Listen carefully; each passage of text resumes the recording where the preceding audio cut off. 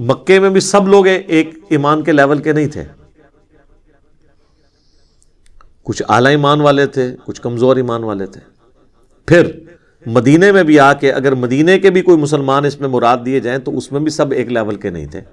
جن کی اتنا تزکیہ ہوا ہو ان کو اب مشکل نظر آ رہی تھی۔ یہ تو جب تکلیف سامنے آتی ہے پھر پتہ چلتا ہے۔ اس کانٹیکسٹ میں میں نے اکثر جو حدیث بیان کی ہے حضرت حذیفہ ابن یمان رضی اللہ تعالیٰ عنہ کے حوالے سے صحیح مسلم کی، جو غزوہ خندق کے موقع پر،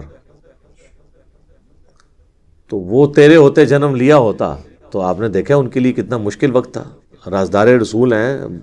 کامل الایمان مومن ہیں، تو صحیح مسلم میں موجود ہے کہ کچھ تابعین آ کے کہتے ہیں کہ آپ کتنے خوش نصیب ہیں کہ آپ اللہ کے نبی کے ساتھ نمازیں پڑھتے تھے، قتال کرتے تھے، کاش ہم نے بھی وہ زمانہ پایا ہوتا تو ہم اللہ کے نبی کا ساتھ دیتے۔ تو حضرت حذیفہ ابن یمان نے کہا کہ یہ اتنا آسان کام نہیں ہے، تمہیں میں ایک واقعہ سناتا ہوں کہ سخت سردیوں کی رات تھی، غزوہ خندق کے موقع پر اللہ کے نبی علیہ السلام نے کہا کہ کون ہے جو اس وقت اٹھ کر کافروں کی جاسوسی کر کے ان کی خبر مجھے دے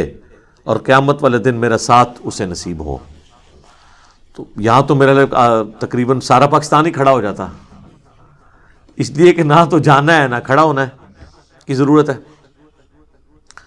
اے سی والے کمروں میں بیٹھ کے یہ واقعات سنانے ہیں۔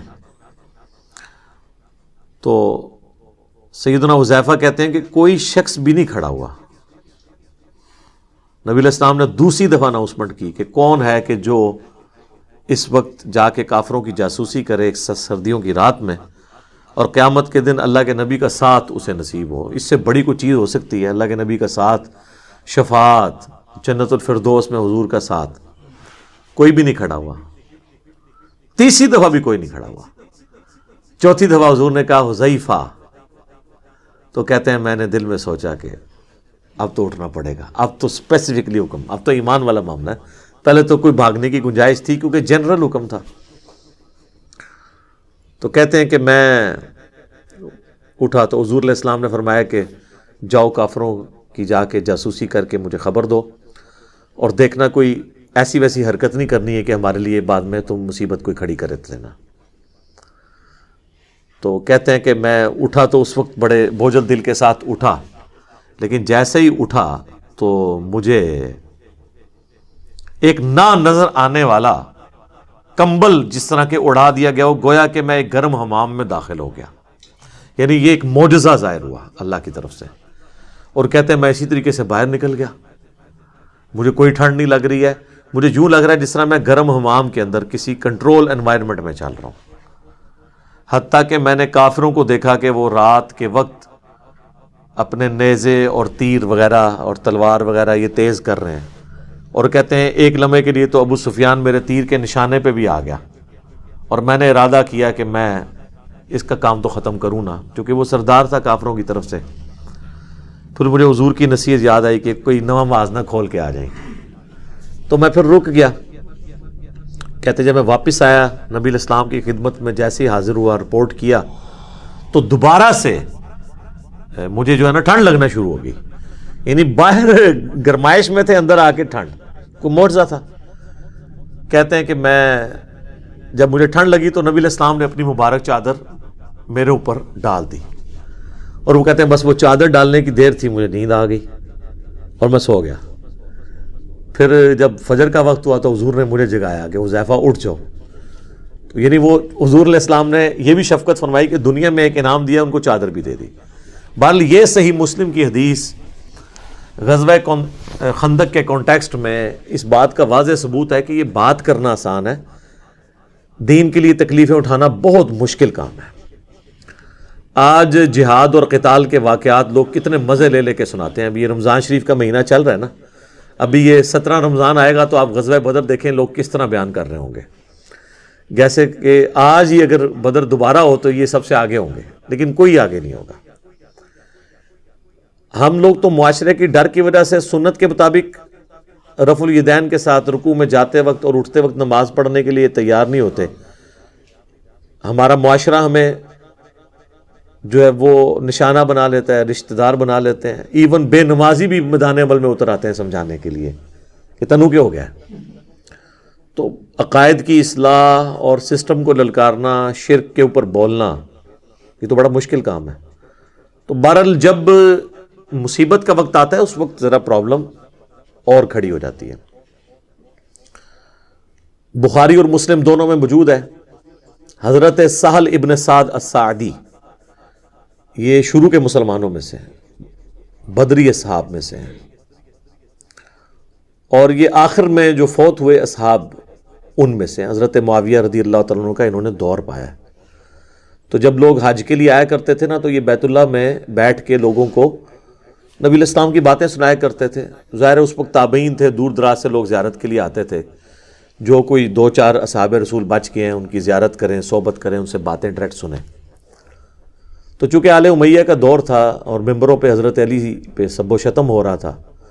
تو سہل ابن سعد الساعدی خانہ کعبہ شریف میں بیٹھ کے حاجیوں کو یہ حدیث سنایا کرتے تھے، اللہ کی قسم میں جانتا ہوں کہ غزوہ احد کے موقع پر جب نبی علیہ السلام کو زخم لگا اور آپ کے یہ نیچے کے دانت شہید ہو گئے، تو کون تھا جو نبی علیہ السلام کے زخم کو دھوتا تھا اور کون مرہم پٹی کر رہا تھا؟ پھر وہ کہتے تھے اللہ کی قسم سیدنا علی ابن ابی طالب ایک ڈھال میں، اس ڈھال کو الٹا کر کے، اب وہ ڈھال ہوتی ہے نا وہ جو تلوار سے بچنے کے لیے، اس کو اگر الٹا کریں تو اتنا بڑا ایک وہ پانی کا آپ سمجھ لیں برتن بھی بن جائے گا، کیونکہ وہ اس میں پیٹ نکلا ہوتا ہے، ایسے کرویچر ہوتی ہے اس کے اندر۔ تو پانی لے کر آئے اور سیدہ فاطمہ جو ہے اس میں سے پانی لے کر نبی علیہ السلام کا زخم دھو رہی تھی، اور جب وہ خون نہیں رکتا تھا تو سیدہ فاطمہ نے ایک کاٹن کا کپڑا جو ہے اس کو جلا کے اس کی راکھ نبی علیہ السلام کے زخم پہ رکھی، اور پھر وہ خون رسنا بند ہوا۔ اور ظاہر ہے وہ اتنا زیادہ خون آپ کا بہہ گیا تھا کہ بلڈ پریشر لاس ہونے کی وجہ سے نبی علیہ السلام بے ہوش ہو گئے تھے۔ اسی وجہ سے نبی علیہ السلام کی شہادت کی افواہ بھی پھیل گئی تھی، جس پہ وہ پھر آیت سورہ آل عمران کی بعد میں اللہ تعالیٰ نے کمنٹری کے طور پہ نازل کی نا 144، وَمَا مُحَمَّدٌ إِلَّا رَسُولٌ قَدْ خَلَتْ مِن قَبْلِهِ الرُّسُلُ أَفَإِن مَاتَ أَوْ قُتِلَ، محمد تو نہیں مگر ایک رسول، اگر یہ مر جائیں اور پاکستان میں وصال فرما جائیں، ترجمہ یہ کرتے ہیں وہ، یا جنگ میں قتل کر دیے جائیں یعنی شہید ہو جائیں، تو کیا تم اپنے دین سے الٹے قدم پھر جاؤ گے؟ تو جو کوئی تم میں دین سے الٹے قدم پھرے گا اللہ کا کچھ نہیں بگاڑ سکے گا، اور اللہ تعالیٰ جزا دے گا ثابت قدم رہنے والوں کو، اہل ایمان کو۔ تو یہ آیت اس موقع پہ نازل ہوئی، اور اسی موقع پہ آپ دیکھیں کہ صحیح بخاری میں آتا ہے کہ حضرت عثمان غنی رضی اللہ تعالیٰ عنہ غزوہ احد میں جب بھگدڑ مچی تو اس میں بھاگنے والوں میں وہ بھی شامل تھے، لیکن پھر سورہ آل عمران میں اللہ تعالیٰ نے ان سب کو معاف بھی کر دیا۔ ہم یہ چیز کو کرٹیسزم کے لیے بیان نہیں کر رہے ہیں، آج کی ڈیٹ میں تو معافی ہو چکی، لیکن اس وقت میں بتا رہا ہوں اس وقت بھی سب لوگوں کا ایمان ایک لیول کا نہیں تھا۔ اور آپ دیکھیں سب سے مشکل وقت نبی علیہ السلام پہ تھا، کیونکہ ان کی ٹارگٹ تو حضور کی ذات تھی نا۔ اس مشکل وقت میں بھی حضور علیہ السلام کے ساتھ جو لوگ کھڑے ہوئے تھے وہ ہیں اعلیٰ ایمان والے لوگ، اور ان میں ٹاپ آف دا لسٹ نبی علیہ السلام کے اہل بیت، سیدنا علی ہیں، سیدہ فاطمہ ہیں، سیدنا ابوبکر و عمر بھی تھے۔ یہ جو رافضی پراپوگنڈا کرتے ہیں کہ وہ بھاگے تھے، وہ ان میں شامل نہیں تھے۔ جتنی بات درست ہے وہ درست ہے، البتہ ظاہر ہے کہ جس طریقے کا ساتھ نبی علیہ السلام کا اہل البیت کر رہے تھے وہ تو ظاہر کوئی کر بھی نہیں سکتا نا۔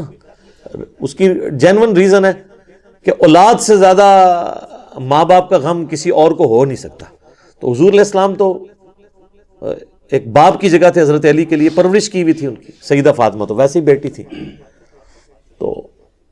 اس مشکل وقت میں بھی سب لوگوں کا ایمان ایک لیول کا نہیں تھا۔